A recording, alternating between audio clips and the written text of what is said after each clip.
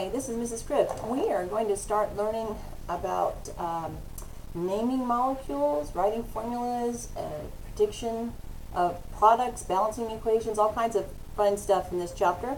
And so we're going to get started right now. I'm going to be flipping back and forth between the Prezi for Chapter 8, which you see right here, and your notes. And when I need to write on things, I'll go back to your notes, but otherwise I'll use the Prezi for this. So let me make it larger. Here we go. So Chapter 8 notes. Look at this molecule. Hopefully you recognize this kind of geometry from Chapter 7 right there. There's a center atom, and there's that trigonal planar shape, and there's a, let's see, tetrahedral shape right up here. So anyway, let's move on. Here you'll notice there's a lot of study sites.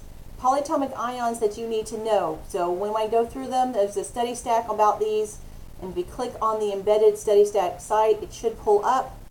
Good, just making sure there it is.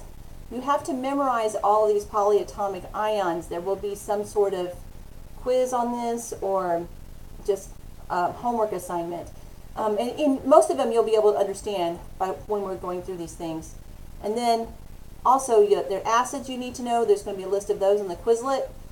This is just a game to help practice naming. We'll use some more practice sites. And notice there are 3 different videos that I've made in the past on reviewing balancing equations and reaction types, predicting products, and word equations, and then just an overall Chapter 8 tutorial, review tutorial. You may need to use these when you're getting ready for this test. This is the hardest test of this particular semester. We'll be taking a little bit of extra time on it, and this also will require a good bit of practice. I'm not going to go through these. Let me get past all this real quick. Let's get to the notes. Here we are, Chapter 8, oxidation numbers and formulas. Okay, oxidation numbers, we keep talking about these in class already, and we refer to them as charges. ON is going to be your oxidation number, and it represents the number of electrons that an atom in a compound must gain or lose to return to its natural state. So negative oxidation states, like, if I say if it has a -1 charge, that means it gained an electron when it was bonded, so it has to lose that electron to go back to 0 charge. Positive oxidation state means that the atoms lost electrons when they're bonded, so they have to gain those electrons back to go back to 0. So here's an example. Sodium, which sodium is in column 1 on your periodic chart. It has 1 valence electron. It loses 1 electron, and when it does, it becomes a +1 charge. Well, that +1 tells you how many electrons it needs to get back to be neutral. It needs to get 1 electron back. Oxygen has a -2 charge. It's in column 16 or 6A, and that means it had 6 valence electrons and it gained 2 more electrons to have that octet. That makes it super happy. But in order to go back to just having a 0 being neutral, it has to lose those 2 electrons. So it has to have a -2 charge. So oxidation numbers are how many electrons the ions or the atoms need to gain or lose. Actually, how many electrons, they need to gain or lose to go back to being 0. Now, most of the time we think of oxidation numbers as the charges that happen when they're bonding to other things. So oxidation number rules. These are in your textbook, and we will just use these a lot. I don't think you really need to memorize them, but let's go through them. The free element rule. Atoms in their natural form have an oxidation number of 0. That means if you can find it on the periodic chart and it's in nature, it just has an oxidation number of 0. So iron, the atom iron has an oxidation number of 0. Carbon has an oxidation number of 0. O2, that's diatomic oxygen, O subscript of 2, has an oxidation number of 0. What is the oxidation number of any neutral atom on the chart? All by itself? 0. So if you find an atom all by itself in a reaction, the oxidation number is 0. Easy one. Okay? The oxidation number of a monatomic ion is equal to the charge. Okay, mono means 1. So monatomic means 1 atom. So if you have 1 atom and it has a charge on it, then that's also its oxidation number. This is an easy thing. Okay, so let's look at these. All right, here's a bunch of monatomic ions. They're cations because cations are positive and anions are negative. Remember, a negative ion, anion. All right, +1, things with a +1 charge. Hydrogen, lithium, sodium, potassium, cesium, silver. A lot of these come from the group 1. They have one valence electron. They lose that one electron, become a +1 charge. And we've talked about this already, so this should be not new to you. These would be mostly the alkali metals. And then group 2, the alkali earth metals, have 2 valence electrons. And so magnesium, calcium, strontium, barium, they lose 2 electrons to get to their octet. And when they lose 2 electrons, they get a +2 charge. And then aluminum is in group 13 or 3A, and it has a +3 charge because it has 3 valence electrons that it loses. And then all the anions, here we have hydrogen, which is one of the exceptions. Notice that hydrogen is a +1 and a -1. We'll talk about that. But fluorine, chlorine, bromine, iodine, those are all the halogens, group 17 or 7A, and they have 7 valence electrons, and to get to that octet, they suck one more electron away from somebody, and that gives them that -1 charge, because they took one electron away, they grabbed it, and they got a -1 charge. Then oxygen and sulfur in group 16 or 6A, they have 6 valence electrons, they grab 2. So these are their normal charges, their normal oxidation numbers. Nitrogen has a -3. We will actually have a chart that lists these for us, but you should know these. These should be ones that you're familiar with because we've talked about them repeatedly in class. Now, the zero-sum rule is also very simple. You just, when you have a molecule, you add up all the charges and it should equal 0. That's all. If it's a molecule, or a compound of some sort. So let's look at a couple examples. Here we have iron 3 chloride, FeCl3. Apologize for the little bit of fuzziness you see here. But iron has a +3 charge in this case, and chlorine has a -1. Well, if I add it together, I have 3 chlorines. So 3 times a -1 is a -3. And then 1 iron is a +3. So the whole thing added up equals 0. Now over here, iron has a +2 charge and chlorine has a -1. And we will talk about why iron does this. But when we add it up, we have 2 chlorine atoms this time. 2 chlorine atoms times a -1. That gives you 2 times a -1 is a -2 charge. And so -2 plus 2, that also equals 0. Hydrogen has a +1. Bromine is a -1. Add it up, you get 0. So the molecules have to add up to get 0 for the zero-sum rule. Here's a few more examples. There's the sodium and chlorine. This is potassium permanganate. We will learn that name soon. Potassium has a +1 charge. Manganese has a +7 charge. And every oxygen is a -2. Remember, column 16 or 6A gets 2 electrons, -2 charge. So -2, but there are 4 oxygens in this thing. So 4 times a -2, 4 times a -2 is -8. So -8, and you add 7 and 1, cancels out to get 0. All right, we will practice all of this together on some of the work. All right, the specific oxidation rule number. Group 1 has a +1. Group 2 has a +2. Hydrogen, there we go. I told you we talked about it. It's weird. It's a weirdo. It usually has a +1 oxidation number. 99% of the time, when you're doing hydrogen, you're going to see a +1. But when it's bonded to another non-metal, look at electronegativities, okay? Hydrogen has a -1 oxidation number. No, sorry, it has a +1 when it's bonded to nonmetals. That's what we normally have. It has a -1 when it's bonded to metals. I was reading this weirdly. It's weird anyway. Remember, hydrogen is its own group. It can be in multiple places. It could be in group 1 or group 17 or 7A. It usually is a +1. 99% of the time, it's a +1. But when it's bonded to a metal, it's a -1. A metal, it's a -1. Okay? So let's look at a couple of things here. First, just to remind you where the metals and nonmetals are. Metals are all these guys. Most of them are metals. The nonmetals are all these green guys. Notice how hydrogen is a little bit of both colors in this particular periodic chart because it could sit here or it could sit way over here. And then these are the metalloids, the ones kind of in the middle. Aluminum is one of those where we kind of treat it as a metal though when we're doing our work, and we'll talk about those. But if it's on this, these are the things that are for sure nonmetals. When the hydrogen is usually bound to other nonmetals, like hydrogen chloride. But if it's bound to a metal of some sort, that's when the oxidation number changes. There's an exception, because you know, exception is all over the place with chemistry. Oxygen in a compound is a -2 charge, unless a peroxide is present.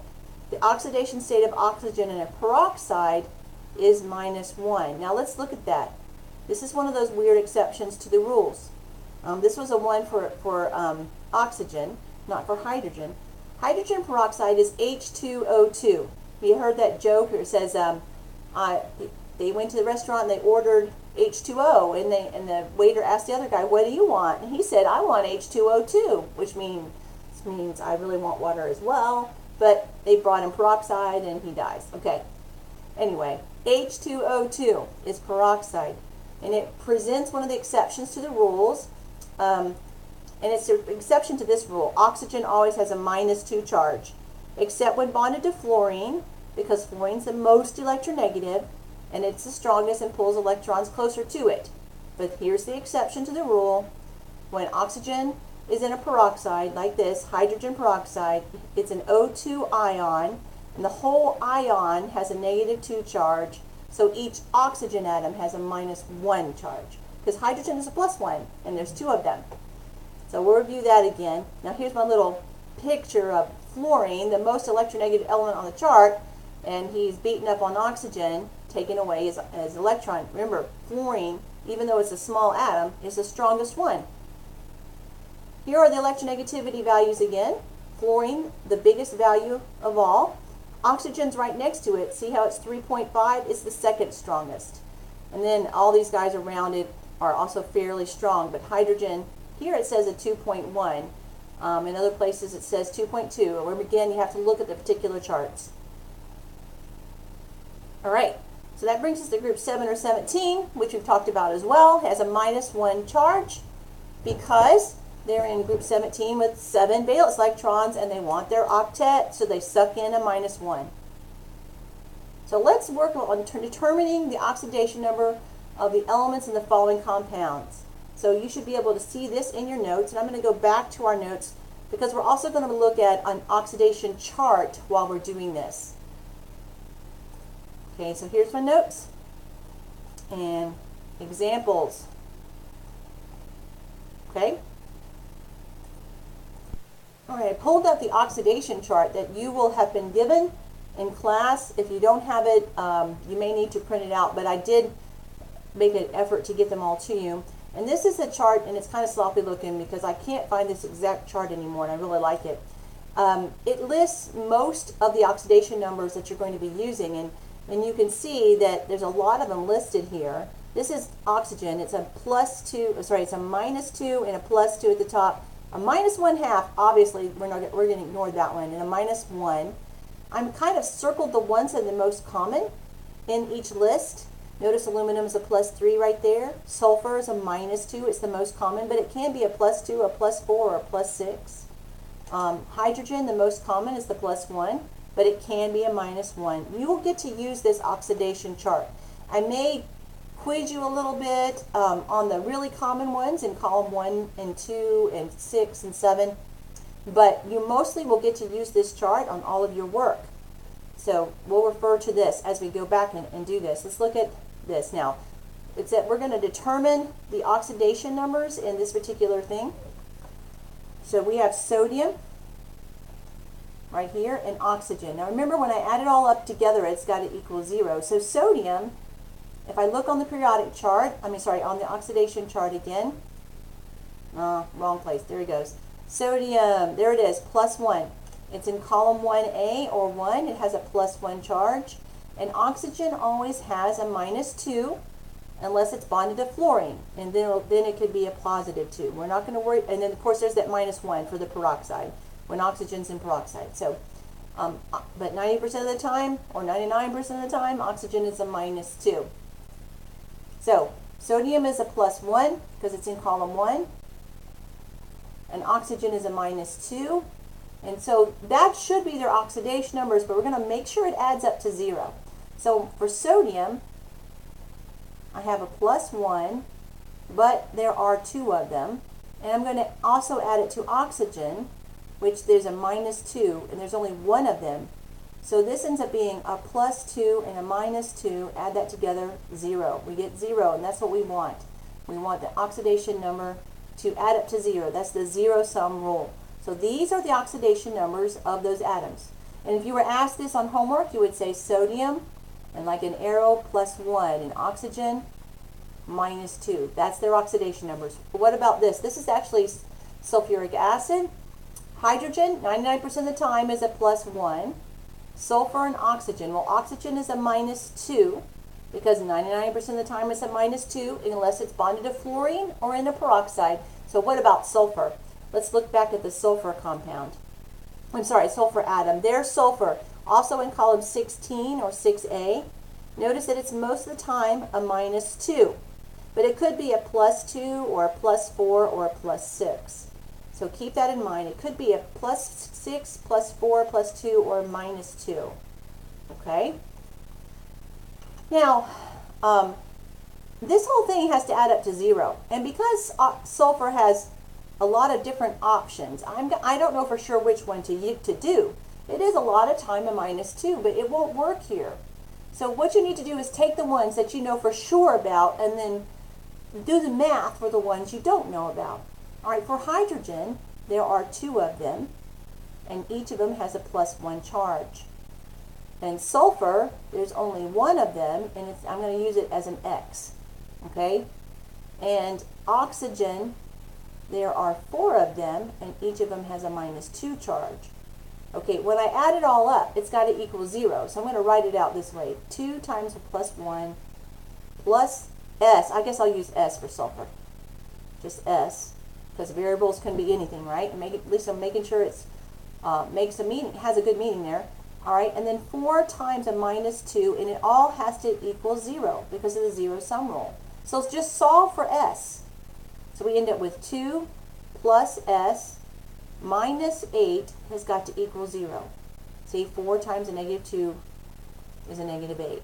So combine your like terms, your 2 and your -8. And now what I have is S minus 6 has to equal 0. So sulfur has to equal a +6. In order for this molecule to add up to 0, sulfur has to be a +6 charge. All right, so sulfur's +6, hydrogen is +1, and oxygen is a -2. Now let's double check and make sure sulfur can be a +6. Let's go back and look at that document. Sulfur, there it is. Can it? Yes, there it is. The first one is a +6. It is possible for sulfur to be a +6. So that's how you would do that one. Okay, so we just saw for that. We looked at figuring out the oxidation numbers for these. I'm going to do a couple of more. So I'm going to stop for right here and kind of get to a worksheet for you. So hold on just a second. All right, I pulled it up. Assigning oxidation numbers. Now, we're going to do some of them in this video, and some of them we may do in class. Some of them I may assign for homework. So let's go ahead and do number 2. All right, we need to assign the oxidation numbers. Well, we look for potassium. So I'm going to go back to that chart. Potassium, it's in column 1. There it is. It's a +1 charge. So this is a +1. Oxygen is a -2 because it's always a -2. So we have to figure out nitrogen, and it has to add up to 0. So we have a +1 from the potassium.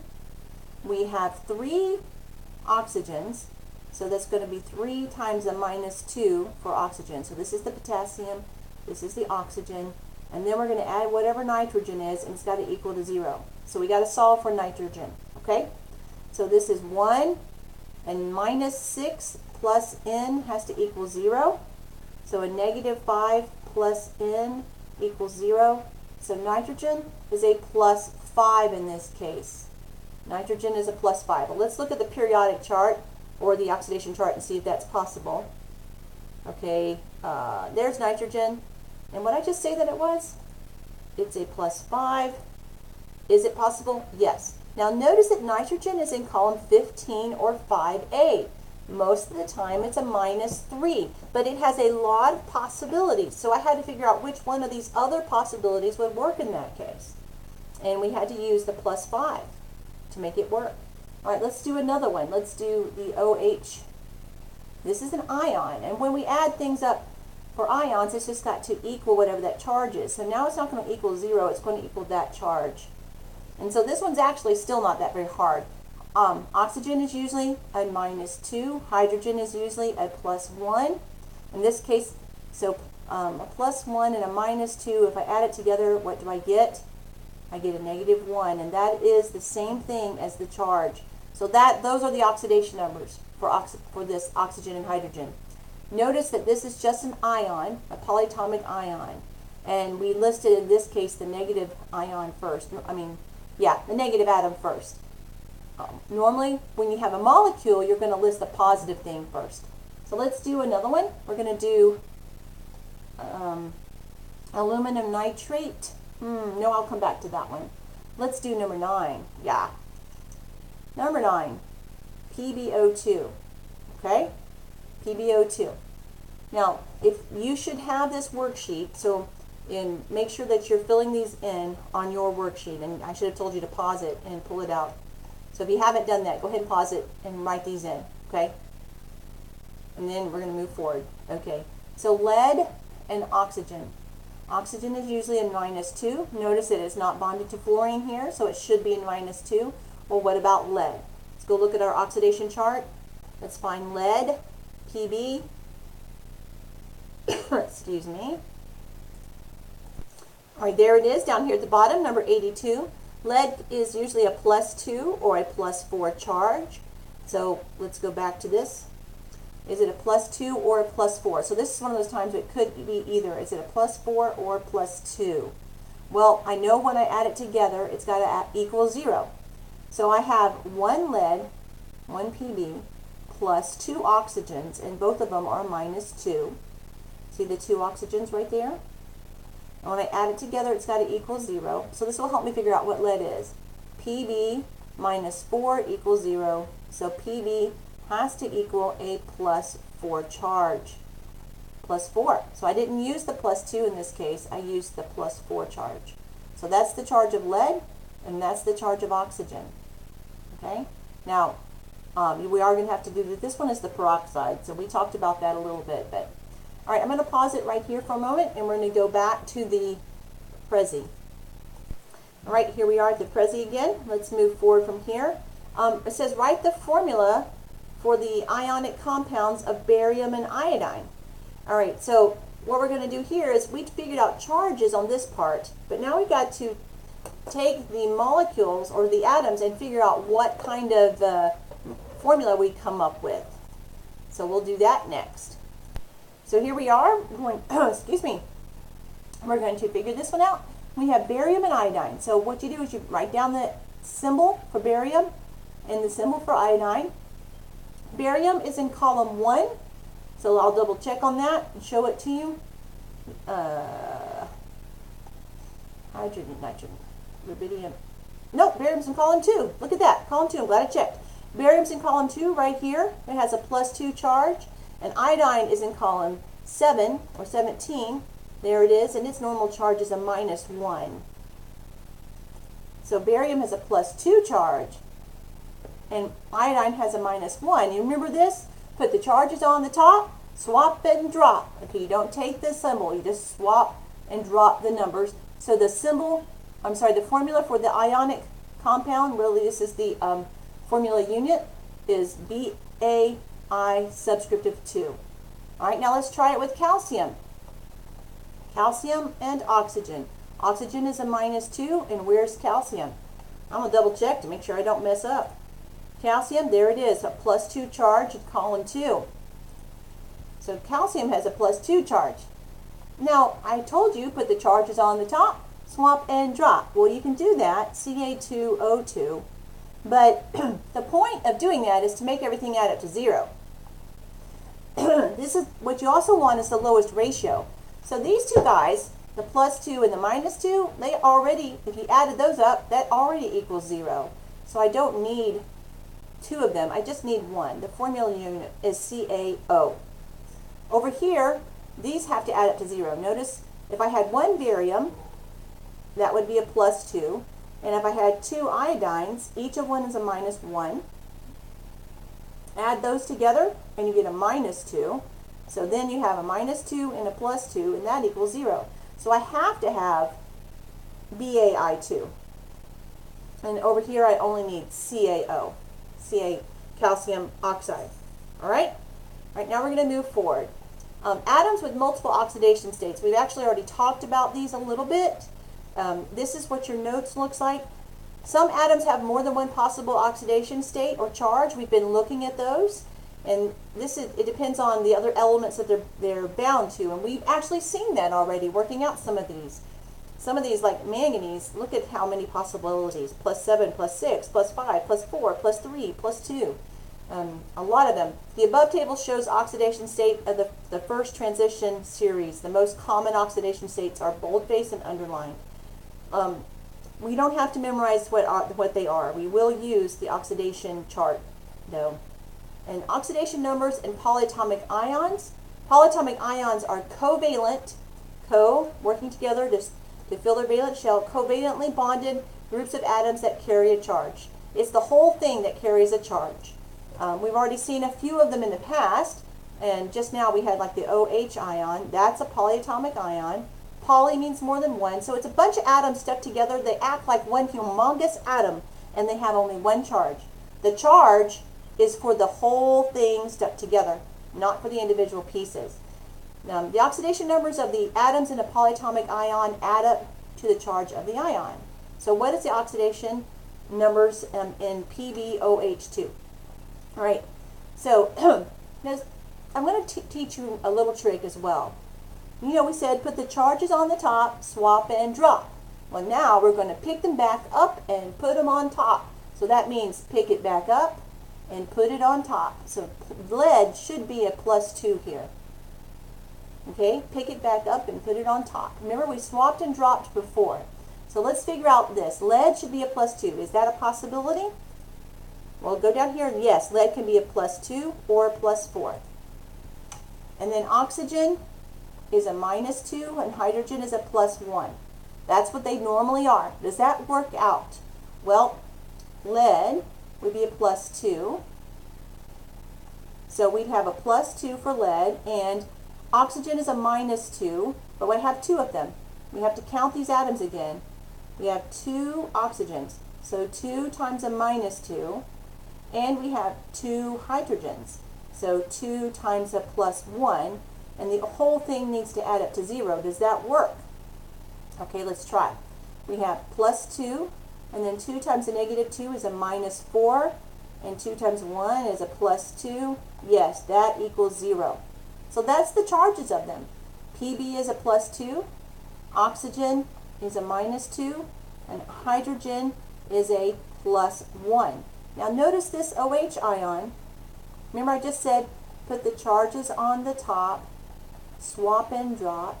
So OH is a polyatomic ion with a -1 charge. And we're going to look at a lot of polyatomic ions. Like I said, you have to memorize a bunch. Let me pull this chart up. The polyatomic ions are listed down here. You'll get to use this polyatomic ion chart, but some of them you have to memorize. So hydroxide, OH, is one of them you have to memorize. And there it is, hydroxide ion, OH, and has a -1 charge. The whole thing has a -1 charge. So if I put the charges on the top for the hydroxide ion and the charge on top for lead, swapped and dropped, that's how I got this formula, Pb. And then since this is an ion, you put it in parentheses. My friend says something about put the monster in the cage. The polyatomic ion's the monster. Put it in a cage and then bring down the 2.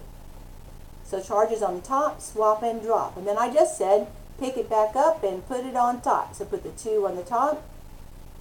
Put this, there's only one of those, so -1. That -1 would be for the whole thing, not just the oxygen or the hydrogen. All right, so what's the formula of the compound that contains ammonium ions, one of those big ones that monsters you have to memorize right here, and phosphate ions. Okay, so I'm going to write them. The positive ions should come first, so ammonium has a +1 charge, and phosphate has a -3 charge.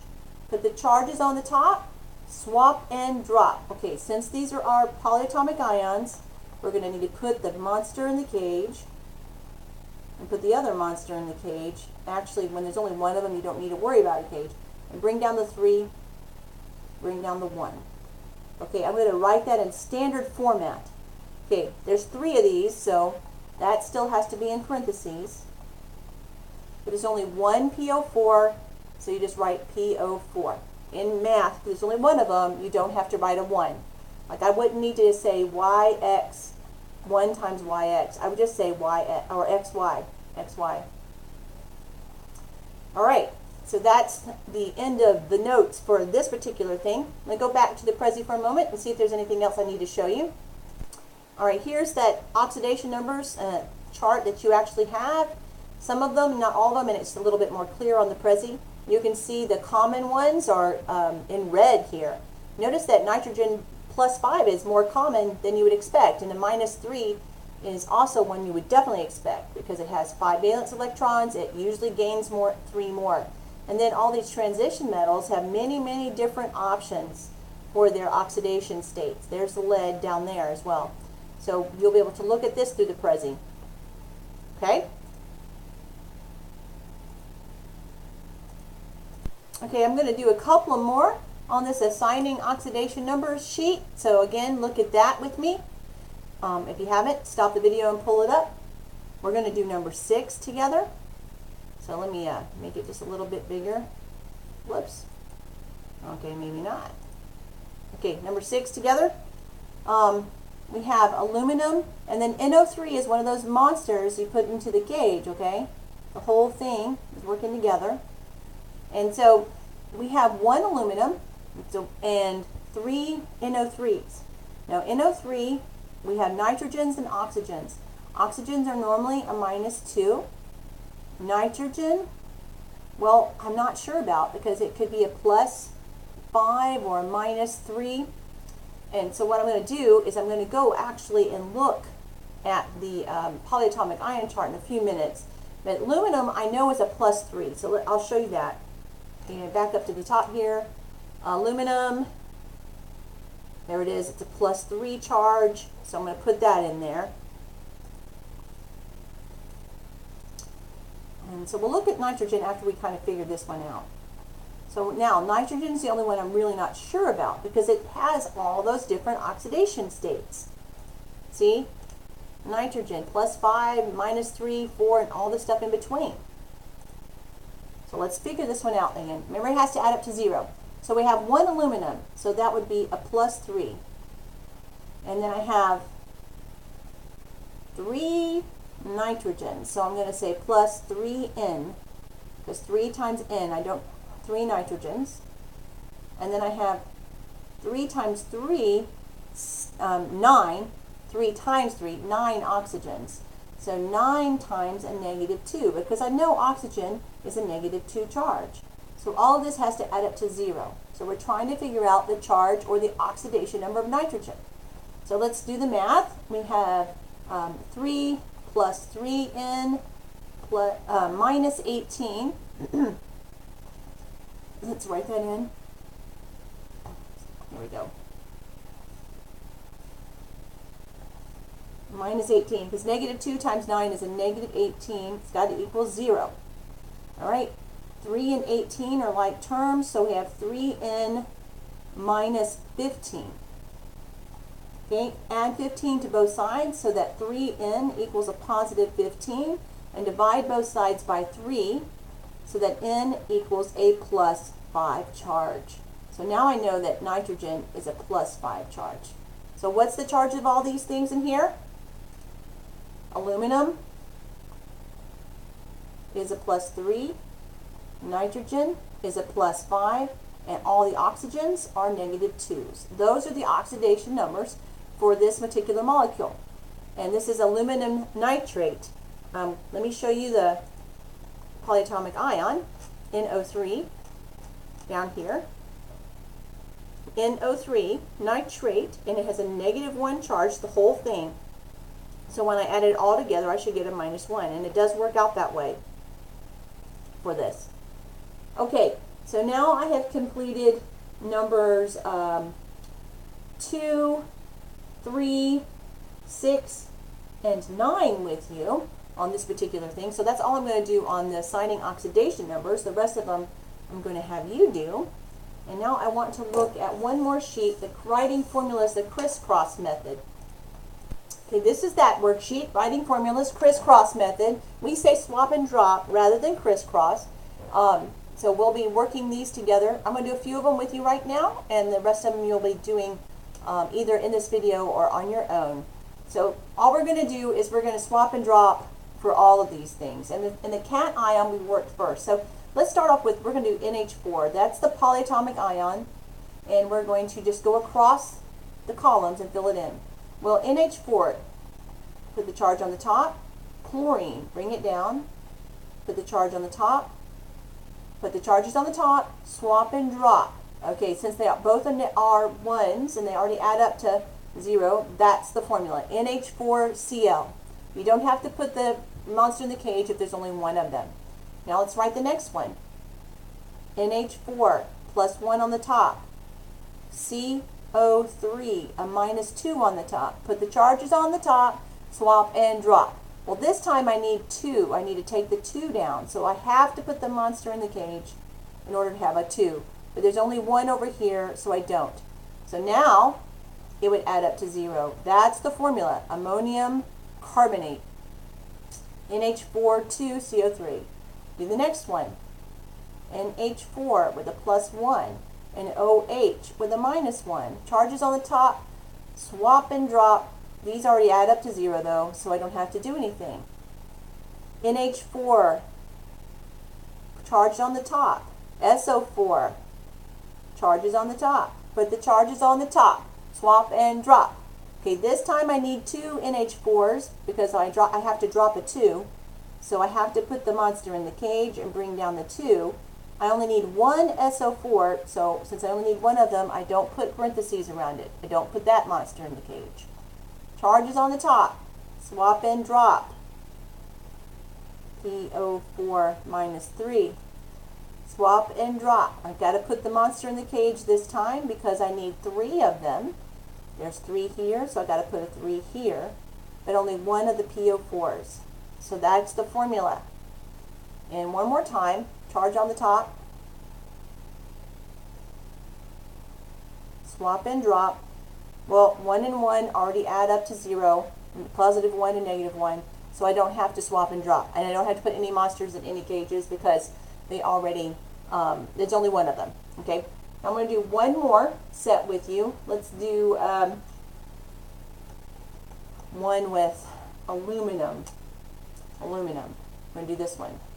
Okay, and so aluminum, we're going to put charges on the top and chlorine, because that's what at the top here, chlorine, the -1. Charges on the top, swap and drop. So swap and drop it. That's aluminum chloride. Aluminum again, the +3 charge. And that column has CO3 -2.